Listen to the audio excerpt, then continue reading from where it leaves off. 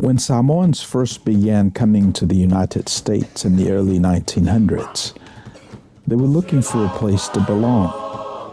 They found home with family, and as those family circles grew, they found it again with their churches. Over time, as Samoans became part of life in America, many found themselves living between two cultures, connected to both, yet not fully at home in either. This place, Manuia, offers a place to land, a place to breathe, and a place to belong. Second Samoa is your home away from home.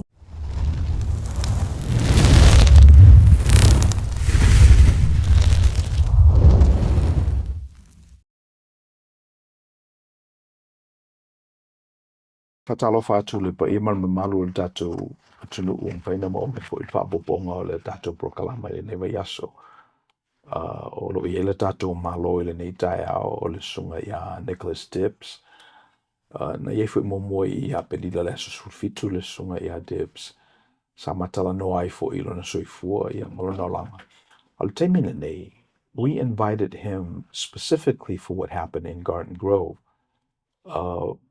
And because of that, we felt that that's an interesting data point that points to some of these injustices that are surrounding us. And it's very unique, your position. And we'll talk about that and the reason why you earned the right to grace us with your presence again. So, Nick, welcome to the Manuia podcast.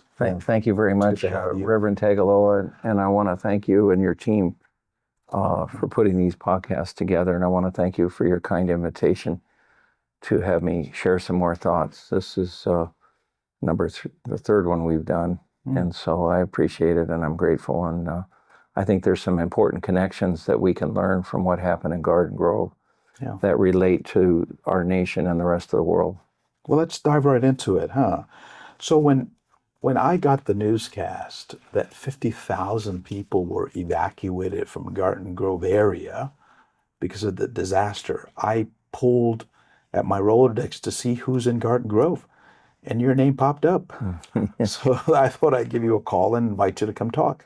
Well, Tell me what happened. It's been quite a roller coaster. I do want to say I'm a Christian man of faith, and I thank God that no one was killed or injured.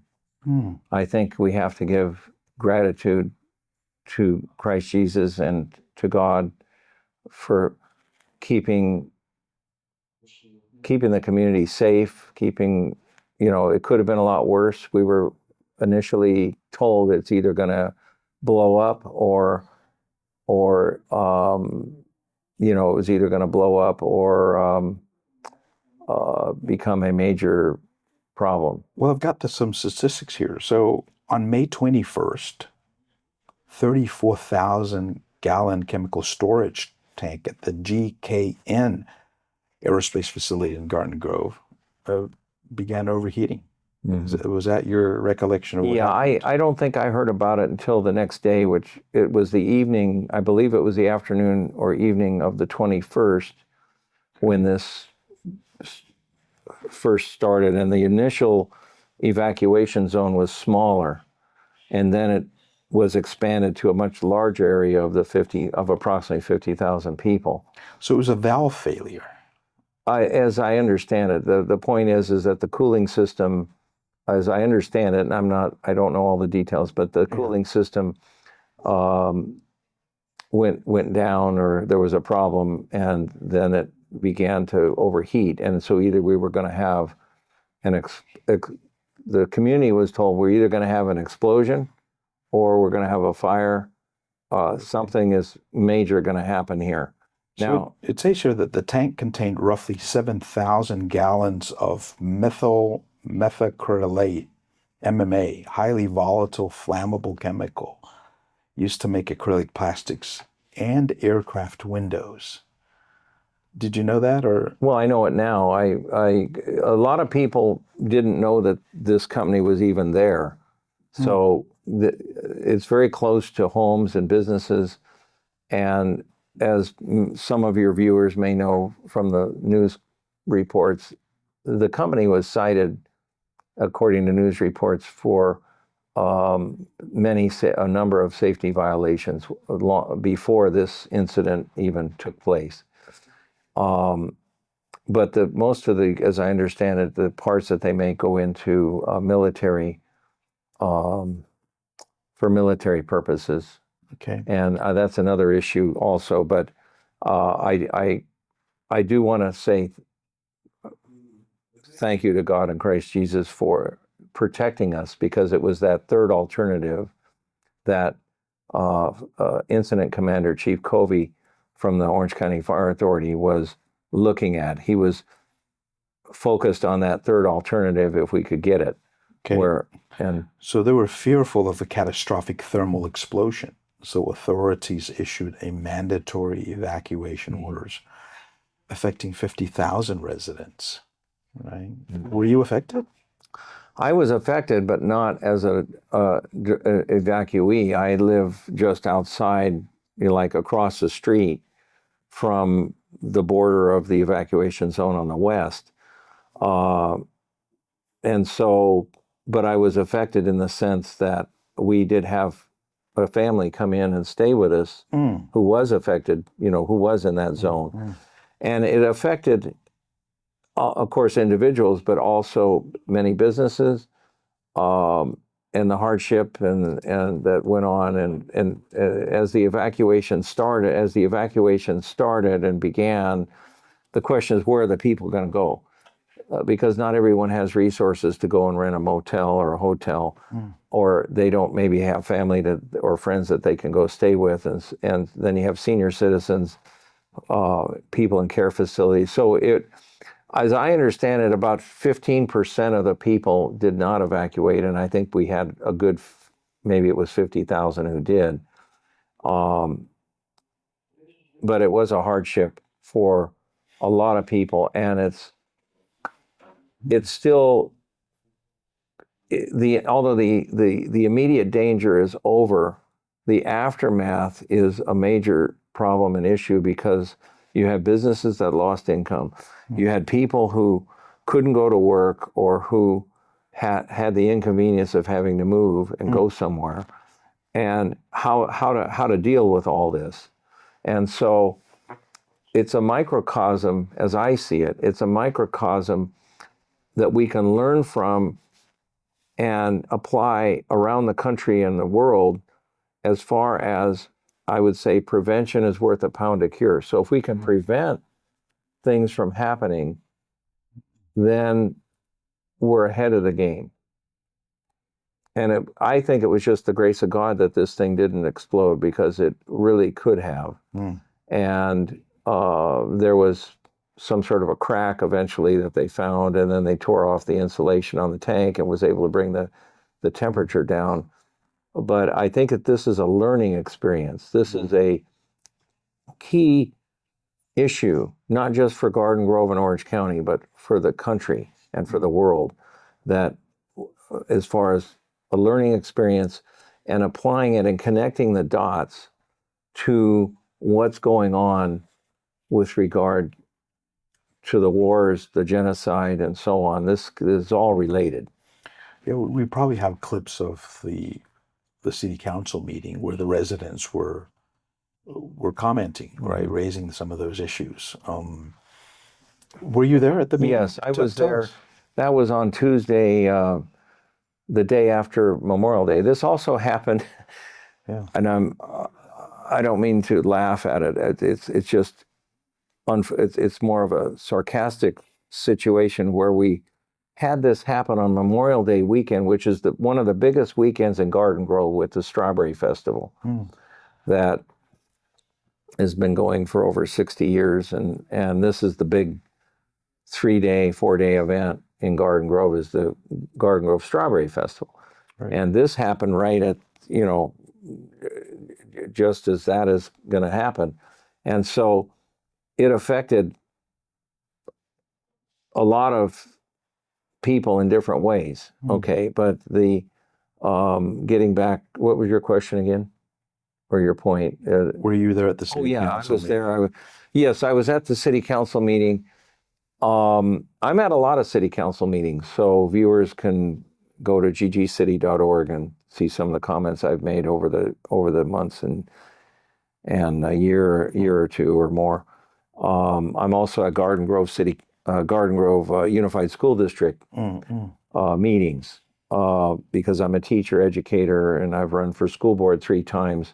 So what did you see that day? Well, what I saw was important key points that people were bringing up, connecting this incident not only just affecting the 50,000 people and the businesses within the evacuation zone, but a broader perspective of how this applies and is related to our country and what our country is doing overseas. So the Garden Grove event is sort of like a metaphor for other cities, other states, and then the countries. nation, and how it relates to what's going on today with the genocide and the wars. Yeah. And because this country is a military contractor,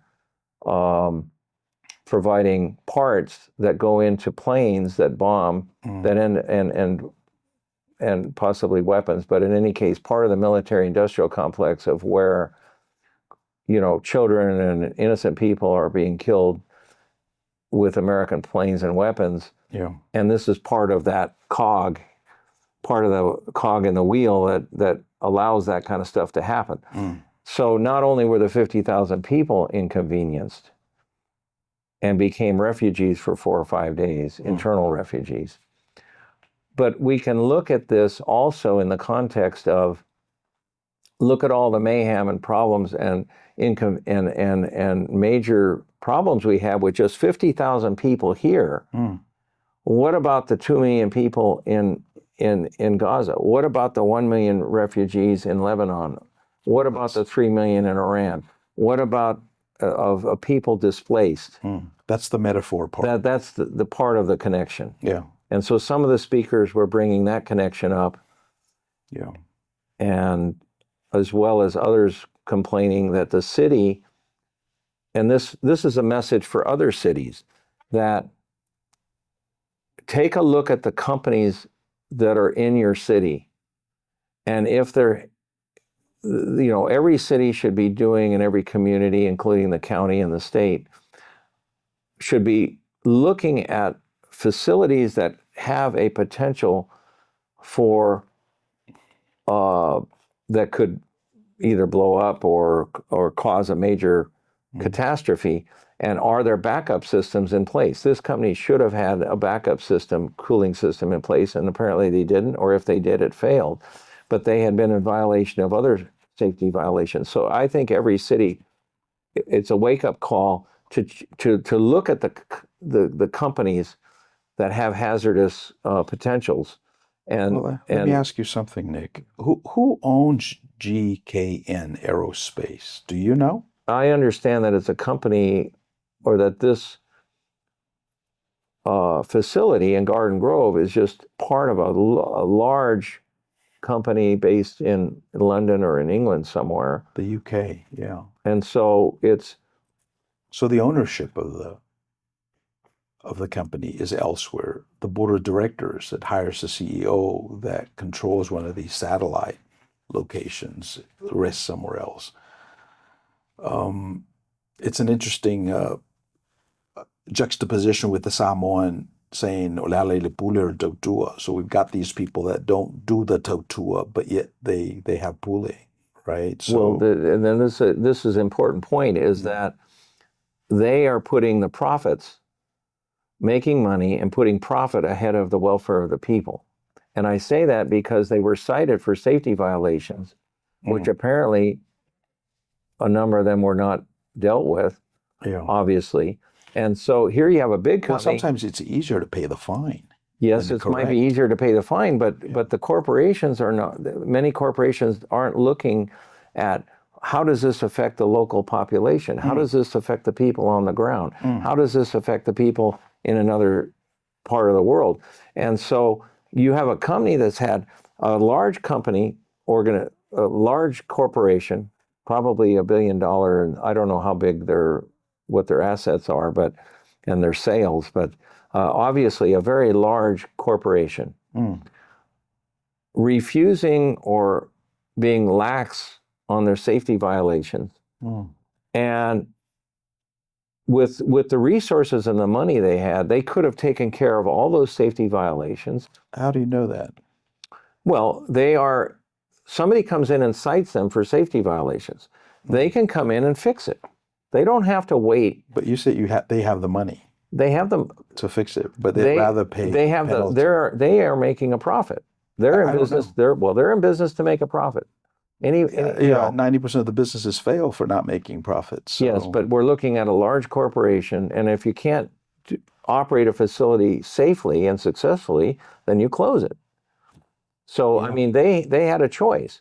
They could have spent some of their profit on addressing the safety, correcting the safety violations, and maybe hopefully having a backup cooling system in place so that this incident never would have happened in the first place. But they didn't do that. Yeah, and probably the reason why is because it's cheaper to pay the fine. Yes. Than to invest in that. And that was a point. And that's because they're in the business of making money. Yes, but the question is, it's okay to make a reasonable profit, but should that be done at the expense of the environment, at the expense of the safety of the people, at the expense of, what if somebody had been injured or killed, which could have happened? Right, and that's where the metaphor falls down And so it comes down to the same thing, which is one of the isms that Martin Luther King Jr. spoke about. He spoke about 3 isms.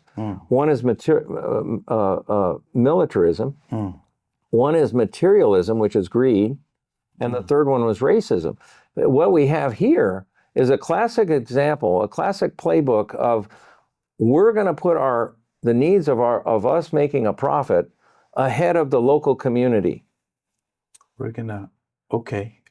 So that's what you think happened? No, that is what happened, because and I say that. Well, let me test that.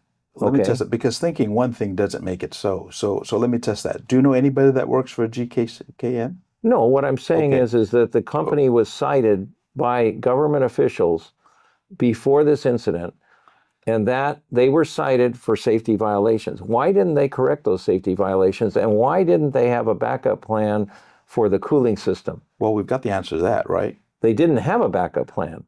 No, but the reason why they didn't have a backup plan and have the cooling system is because they made a decision not to do it. No, or because the moral imperative for a corporation is to make the most money for their shareholders. That's just their modus operandi. But not to endanger, you make a profit, but not endangering the environment and the people. Right. So it's a question. So the modus operandi, that would be the government that the people put together that allows these things. Yeah. So this is an issue, a classic case of ethics, morality.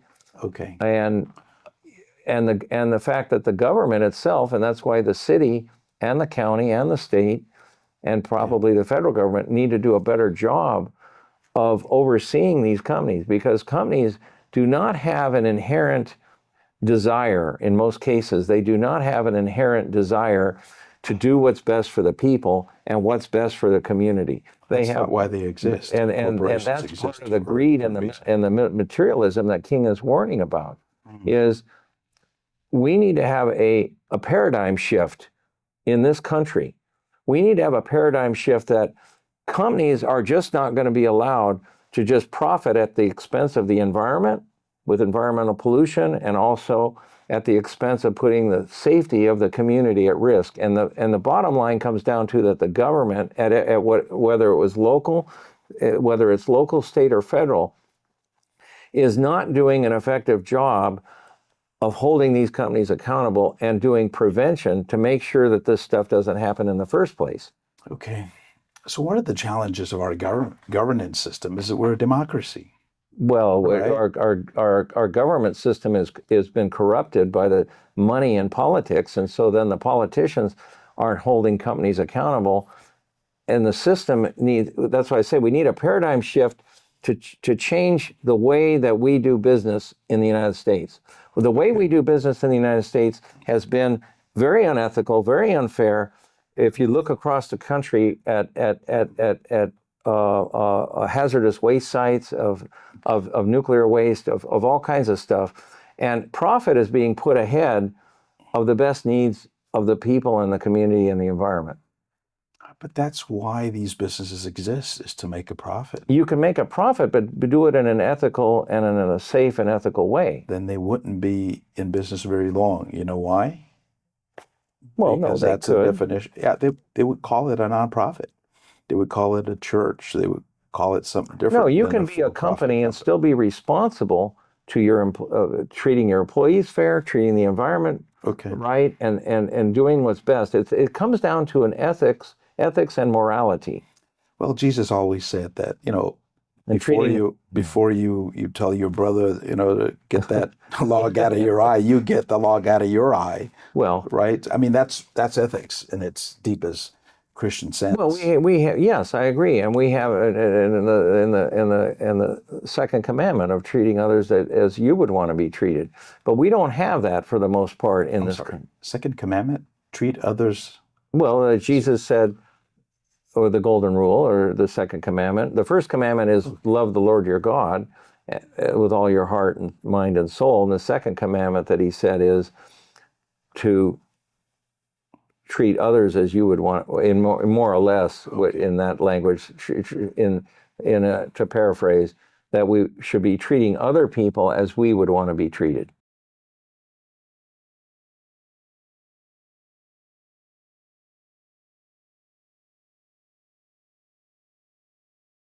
Thank you for spending time with us. If you found this content helpful, please like the video, share it with others, and subscribe to the channel so we can continue bringing these insights directly to you. Manuia.